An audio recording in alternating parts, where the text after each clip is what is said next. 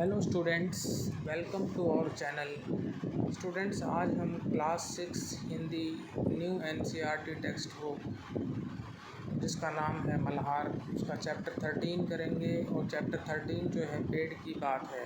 इस चैप्टर का नाम है पेड़ की बात। क्या आपने कभी कोई बीज बोया है? आपसे पूछा गया है, क्या आपने कभी कोई बीज बोया है?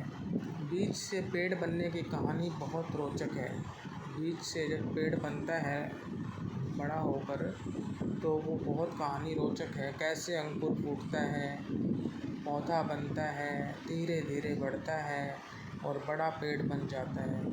तो पहले जैसे बीज बोते हैं, फिर अंकुर फूटता है, उसके बाद वो पौधा बनता है, फिर धीरे धीरे बढ़ता है और बड़ा पेड़ बन जाता है। आइए जानते हैं पेड़ की बात। बहुत दिनों तक मिट्टी के नीचे बीज पड़े रहे। इसी तरह महीना दर महीना बीतता गया। सर्दियों के बाद वसंत आया। उसके बाद वर्षा की शुरुआत में 2-1 दिन पानी बरसा। अब और छिपे रहने की आवश्यकता नहीं थी, मानो बाहर से कोई शिशु को पुकार रहा हो। और सोए मत रहो, ऊपर उठ जाओ, सूरज की रोशनी देखो। आहिस्ता आहिस्ता बीज का ढक्कन दरक गया। 2 सुकोमल पत्तियों के बीच अंकुर बाहर निकला।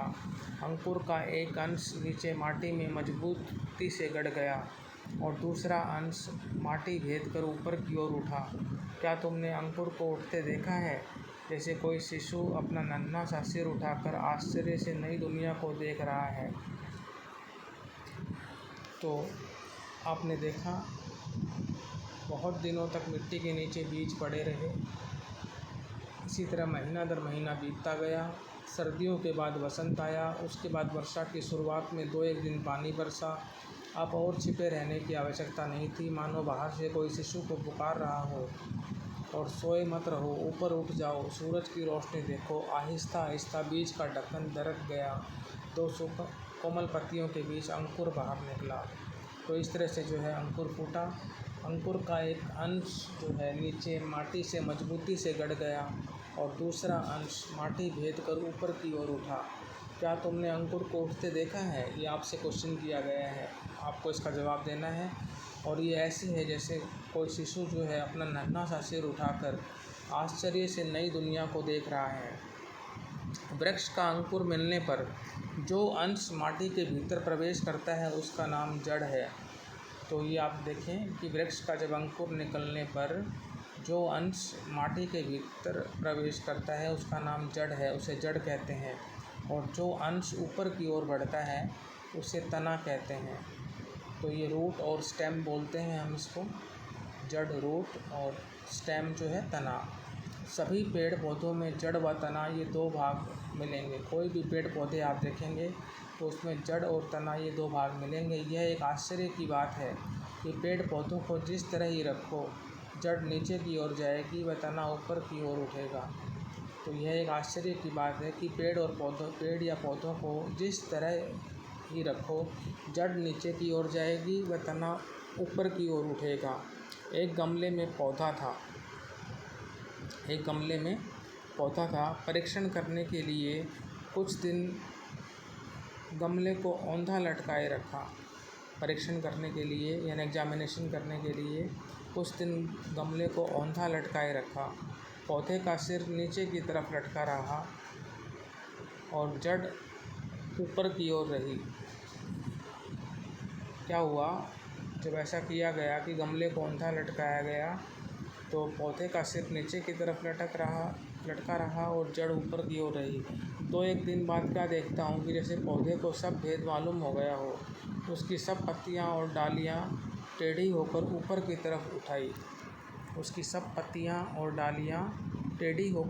तरफ उठाई तथा जड़ घूमकर नीचे की ओर लटक गई। तथा जड़ जो है वो घूमकर नीचे की ओर लटक गई। यानी क्या हुआ कि 2-1 दिन बाद क्या देखा गया, जैसे मान लो पौधे को सब भेद मालूम हो गया। उसकी सब पत्तियां और डालियां टेढ़ी होकर ऊपर की तरफ उठाई तथा जड़ घूमकर नीचे की ओर लटक गई। तुमने कई बार सर्दियों में मूली काट कर बोई होगी। देखा होगा पहले पत्ते व फूल नीचे की ओर रहे, कुछ दिन बाद देखोगे कि पत्ते और फूल ऊपर की ओर उठाए हैं। ऐसा जो है आपने मूली में देखा होगा। हम जिस तरह भोजन करते हैं, पेड़ पौधे भी उसी तरह भोजन करते हैं। यहाँ पर बताया गया हमें कि हम जिस तरह भोजन करते हैं, पेड़ पौधे भी उसी तरह भोजन करते हैं। हमारे दांत हैं, कठोर चीज़ें खा सकते हैं। हमारे दांत हैं तो इसलिए हम कठोर चीज़ें खा सकते हैं। नन्हे बच्चों के दांत नहीं होते, वे केवल दूध पी सकते हैं। पेड़ पौधों के भी दांत नहीं होते, इसलिए वे केवल तरल द्रव्य या वायु से भोजन ग्रहण करते हैं। ये बताया गया है कि जैसे नन्हे बच्चों के दांत नहीं होते, वे केवल दूध पी सकते हैं, उसी तरह से पेड़ पौधों के भी दांत नहीं होते, इसलिए वे केवल तरल द्रव्य या वायु से भोजन ग्रहण करते हैं। पेड़ पौधे जड़ के द्वारा माटी से रस पान करते हैं। पेड़ पौधे जो हैं वो जड़ के द्वारा माटी से रस पान करते हैं। चीनी में पानी डालने पर चीनी गल जाती है। जब चीनी में पानी डालते हैं, चीनी गल जाती है। माटी में पानी डालने पर उसके भीतर बहुत से द्रव्य गल जाते हैं। माटी में जब पानी डाला जाता है तो उसके भीतर जो बहुत से द्रव्य हैं वो गल जाते हैं। पेड़ पौधे वे ही तमाम द्रव्य सोखते हैं। पेड़ पौधे वे ही तमाम द्रव्य सोखते हैं। जड़ों को पानी न मिलने पर पेड़ का भोजन बंद हो जाता है, पेड़ मर जाता है। जब जड़ों को पानी नहीं मिलेगा तो पेड़ का भोजन बंद हो जाता है, पेड़ जो है वो मर जाता है। अभी मैंने आपको बताया था कि पेड़ पौधे जड़ के द्वारा माटी से रस पान करते हैं, तो वही बात है कि जड़ों को पानी न मिलने पर पेड़ का भोजन बंद हो जाता है, पेड़ मर जाता है। सूक्ष्मदर्शी से अत्यंत सूक्ष्म पदार्थ स्पष्ट रूप से देखे जा सकते हैं। सूक्ष्मदर्शी से अत्यंत सूक्ष्म पदार्थ स्पष्ट रूप से देखे जा सकते हैं। पेड़ की डाल अथवा जड़ का इस यंत्र द्वारा परीक्षण करके देखा जा सकता है। पेड़ की डाल अथवा जड़ का इस यंत्र द्वारा परीक्षण करके देखा जा सकता है कि पेड़ में हजारों हजार नल हैं। इन्हीं सब नलों के द्वारा माटी से पेड़ के शरीर में रस का संचार होता है। सूक्ष्मदर्शी से अत्यंत सूक्ष्म पदार्थ स्पष्ट रूप से देखे जा सकते हैं। पेड़ की डाल हो या अथवा जड़ का इस यंत्र द्वारा परीक्षण करके देखा जा सकता है। पेड़ की डाल अथवा जड़ का इस यंत्र द्वारा परीक्षण करके देखा जा सकता है कि पेड़ में हजारों हजार नल हैं। इन्हीं सब नलों के द्वारा माटी से पेड़ के शरीर में रस का संचार होता है। इन्हीं सब नलों के द्वारा माटी से पेड़ के शरीर में रस का संचार होता है। इसके अलावा वृक्ष के पत्ते हवा से आहार ग्रहण करते हैं। अब आगे बताया गया है कि जो वृक्ष के पत्ते होते हैं वो हवा से आहार ग्रहण करते हैं। आहार यानी भोजन। पत्तों में अनगिनत छोटे छोटे मुंह होते हैं। पत्तों में बहुत सारे छोटे छोटे मुंह होते हैं। सूक्ष्मदर्शी के जरिए अनगिनत मुंह पर अनगिनत होंठ देखे जा सकते हैं। सूक्ष्मदर्शी के द्वारा जो है अनगिनत मुंह पर अनगिनत होंठ जो हैं वो देखे जा सकते हैं। जब आहार की ज़रूरत न हो तब दोनों होंठ बंद हो जाते हैं। जब आहार की आवश्यकता नहीं होती तब दोनों होंठ जो हैं वो बंद हो जाते हैं। जब हम श्वास प्रश्वास ग्रहण करते हैं तब प्रश्वास के साथ एक प्रकार की विषाक्त वायु बाहर निकलती है, उसे अंगारक वायु कहते हैं। जब हम प्रश्वास ग्रहण करते हैं तब प्रश्वास के साथ एक प्रकार की विषाक्त वायु बाहर निकलती है, उसे अंगारक वायु कहते हैं। अगर यह जहरीली हवा पृथ्वी पर इकट्ठी होती रहे तो तमाम जीव जंतु कुछ ही दिनों में उसका सेवन करके नष्ट हो सकते हैं। जरा विधाता की करुणा का चमत्कार तो देखो, जो जीव जंतुओं के लिए जहर है, पेड़ पौधे उसी का सेवन करके उसे पूर्णतया शुद्ध कर देते हैं। ये कहते हैं कि विधाता की करुणा का चमत्कार तो देखो, जो जीव जंतुओं के लिए जहर है, पेड़ पौधे उसी का सेवन करके उसे पूर्णतया शुद्ध कर देते हैं। पेड़ के पत्तों पर जब सूर्य का प्रकाश पड़ता है तब पत्ते सूर्य ऊर्जा के सहारे अंगारक वायु से अंगार निःशेष कर डालते हैं और यही अंगार वृक्ष के शरीर में प्रवेश करके उसका संवर्धन करते हैं। पेड़ पौधे प्रकाश चाहते हैं, पेड़ पौधों को प्रकाश चाहिए होता है। प्रकाश न मिलने पर ये बच नहीं सकते, यदि इन्हें रोशनी नहीं मिलेगी तो ये बच नहीं सकेंगे। पेड़ पौधों की सर्वाधिक कोशिश यही रहती है कि किसी तरह से उन्हें थोड़ा सा प्रकाश मिल जाए। पेड़ पौधे यही चाहते हैं कि उन्हें किसी तरह से थोड़ा सा प्रकाश मिल जाए। यदि खिड़की के पास गमले में पौधा रखो, यदि आप खिड़की के पास गमले में पौधा रखते हैं, तब देखोगे कि सारी पत्तियां व डालियां अंधकार से बचकर प्रकाश की ओर बढ़ रही हैं। तब आप देखोगे कि सारी जो पत्तियां व डालियां हैं वो अंधकार से बचकर प्रकाश की तरफ जा रही हैं। वन अरण्य में जाने पर पता लगेगा कि तमाम पेड़ पौधे इस होड़ में सचेष्ट हैं कि कौन जल्दी से सिर उठाकर पहले प्रकाश को झपट ले। वन अरण्य में जाने पर पता लगेगा कि तमाम पेड़ पौधे इस होड़ में सचेष्ट हैं कि कौन जल्दी से सिर उठाकर पहले प्रकाश को झपट ले। बेल लताएं छाया में पड़ी रहने से प्रकाश के अभाव में मर जाएंगी। जो बेल लताएं होती हैं, यदि वो छाया में रहेंगी तो उन्हें प्रकाश नहीं मिलेगा और प्रकाश के अभाव में वो मर जाएंगी। इसलिए वे पेड़ों से लिपटती हुई निरंतर ऊपर की ओर अग्रसर होती रहती हैं। इसी वजह से वे पेड़ों से लिपटती हुई लगातार ऊपर की तरफ अग्रसर होती रहती हैं, बढ़ती रहती हैं। अब तो समझ गए होंगे कि प्रकाश ही जीवन का मूल मंत्र है। अब तो आपको समझ में आ गया होगा, बात क्लियर हो गई होगी कि जो रोशनी है, प्रकाश है, वही जीवन का मूल मंत्र है। सूर्य किरण का स्पर्श पाकर ही पेड़ पल्लवित होता है। सूर्य की जो किरण होती है उसका जब स्पर्श मिलता है तभी पेड़ पल्लवित होता है। पेड़ पौधों के रेशे रेशे में सूरज की किरणें आबद्ध हैं। पेड़ पौधों के रेशे रेशे में सूरज की किरणें आबद्ध हैं। ईंधन को जलाने पर जो प्रकाश व ताप बाहर प्रकट होता है वह सूर्य की ही ऊर्जा है। ईंधन को जब जलाते हैं तो जो प्रकाश व ताप बाहर प्रकट होता है वह सूर्य की ही ऊर्जा है। पेड़ पौधे व समस्त हरियाली प्रकाश हथियाने के जाल हैं।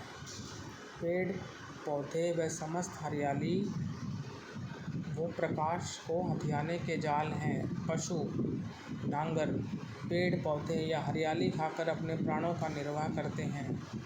पशु डांगर क्या करते हैं? पेड़ पौधे या हरियाली खाकर अपने प्राणों का निर्वाह करते हैं। पेड़ पौधों में जो सूर्य का प्रकाश समाहित है, पेड़ पौधों में जो सूर्य का प्रकाश समाहित है वह इसी तरह जंतुओं के शरीर में प्रवेश करता है। अनाज व सब्जी न खाने पर हम भी बच नहीं सकते हैं। यदि अनाज व सब्जी नहीं खाएंगे तो हम भी नहीं बच सकते।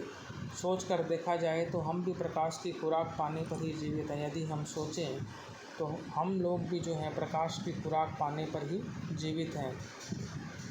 कोई पेड़ 1 वर्ष के बाद ही मर जाते हैं, यानी कई पेड़ तो जो हैं वो 1 वर्ष के बाद ही मर जाते हैं। सब पेड़ मरने से पहले संतान छोड़ जाने के लिए व्यग्र हैं। सब पेड़ जो हैं मरने से पहले संतान छोड़ जाने के लिए व्यग्र हैं। बीज ही उनकी संतान है। उनकी संतान क्या है? बीज। बीज की सुरक्षा व सार संभाल के लिए पेड़ फूल की पंखुड़ियों से घिरा एक छोटा सा घर तैयार करता है।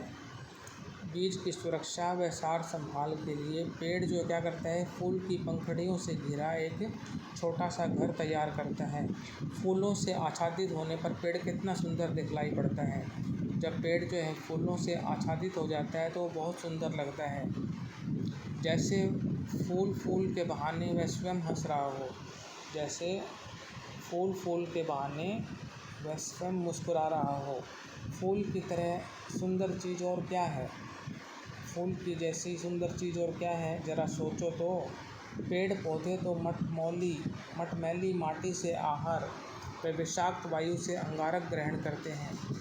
पेड़ पौधे तो मटमैली माटी से आहार व विषाक्त वायु से अंगारक ग्रहण करते हैं, फिर इसका अपरूप उपादान से किस तरह ऐसे सुंदर फूल खिलते हैं। तुमने कथा तो सुनी होगी स्पर्शमणि की अर्थात पारस पत्थर की। यहाँ पर एक कथा का जिक्र किया जा रहा है और वो कथा है स्पर्शमणि की अर्थात पारस पत्थर की, जिसके स्पर्श से लोहा सोना हो जाता है। जिसको छूने से लोहा भी सोना बन जाता है। मेरे विचार से माँ की ममता ही वह मणि है। मेरा मानना है कि माँ की ममता ही वो मणि है। संतान पर स्नेह निछावर होते ही फूल खिलखिला उठते हैं। संतान पर यदि स्नेह निछावर होता है तो फूल खिलखिला उठते हैं। ममता का स्पर्श पाते ही मानो माटी व अंगार के फूल बन जाते हैं। ममता का यदि स्पर्श मिल जाता है तो मानो माटी व अंगार के फूल बन जाते हैं। पेड़ों पर मुस्कुराते फूल देखकर हमें कितनी खुशी होती है। यानी पेड़ों पर जब मुस्कुराते फूल देखते हैं तो बहुत अच्छा लगता है। शायद पेड़ भी कम प्रफुल्लित नहीं होते, शायद पेड़ भी जो है बहुत खुश होते हैं। खुशी के मौके पर हम अपने परिजनों को निमंत्रित करते हैं, उसी प्रकार फूलों की बहार छाने पर पेड़ पौधे भी अपने बंधु बांधवों को बुलाते हैं। खुशी के मौके पर जैसे हम अपने परिजनों को आमंत्रित करते हैं, बुलाते हैं, उसी प्रकार फूलों की बहार छाने पर पेड़ पौधे भी अपने बंधु बांधवों को बुलाते हैं। स्नेह सिक्त वाणी में पुकार सकते हैं, कहाँ हो मेरे बंधु मेरे बांधव, आज मेरे घर आओ। यदि रास्ता भटक जाओ, कहीं घर पहचान नहीं सको, इसलिए रंग बिरंगे फूलों के निशान लगा रखे हैं। ये रंगीन पंखुड़ियाँ दूर से देख सकोगे। इस तरह से वो स्नेह शक्ति वाणी से पुकारते हैं। मधुमक्खी व तितली के साथ वृक्ष की चिरकाल से घनिष्ठता है। मधुमक्खी की और तितली की जो है वृक्ष के साथ जो है कह सकते हैं हम, वृक्ष जो है उसकी मधुमक्खी व तितली के साथ चिरकाल से घनिष्ठता है, यानी क्लोजनेस है, लगाव है। मधुमक्खी व तितली के साथ वृक्ष की चिरकाल से घनिष्ठता है। वे दल बल सहित फूल देखने आती हैं, यानी मधुमक्खी और तितली जो है वृक्ष पर फूल देखने आती हैं। कुछ पतंगे दिन के समय पक्षियों के डर से बाहर नहीं निकल सकते। कुछ पतंगे दिन के समय पक्षियों के डर से बाहर नहीं निकल सकते। पक्षी उन्हें देखते ही खा जाते हैं, इसलिए रात का अंधेरा गिरने तक वे छिपे रहते हैं। शाम होते ही उन्हें बुलाने की खातिर फूल चारों तरफ सुगंध ही सुगंध फैला देते हैं। वृक्ष अपने फलों में शहद का संचय करके रखते हैं। वृक्ष जो हैं वो अपने फूलों में शहद का संचय करके रखते हैं। मधुमक्खी व तितली बड़े चाव से मधुपान करती हैं। मधुमक्खी के आगमन से वृक्ष का भी उपकार होता है। तुम लोगों ने फूल में परागकण देखे होंगे। मधुमक्खियाँ एक फूल के परागकण दूसरे फूल पर ले जाती हैं। परागकण के बिना बीज पक नहीं सकता। वृक्ष अपने फूलों में शहद का संचय करके रखते हैं, यानी शहद को संचयित करते हैं। मधुमक्खी व तितली बड़े चाव से मधुपान करती हैं। मधुमक्खी के आगमन से वृक्ष का भी उपकार होता है। तुम लोगों ने फूल में परागकण देखे होंगे। मधुमक्खियाँ एक फूल के परागकण दूसरे फूल पर ले जाती हैं। परागकण के बिना बीज पक नहीं सकता। इस प्रकार फूल में बीज फलता है। यह आप देख रहे हैं फूल, इस प्रकार फूल में बीज फलता है। अपने शरीर का रस मिलाकर वृक्ष बीजों का पोषण करता है। अब अपनी ज़िंदगी के लिए उसे मोह माया का लोभ नहीं है। तिल तिल कर संतान की खातिर सब कुछ लुटा देता है। जो शरीर कुछ दिन पहले हरा भरा था अब बिल्कुल सूख गया है। अपने ही शरीर का भार उठाने की शक्ति क्षीण हो जाती है, यानी कमज़ोर पड़ जाती है। पहले हवा बयार करती हुई आगे बढ़ती थी। पत्ते हवा के संग क्रीड़ा करते थे, मीन्स खेलते थे।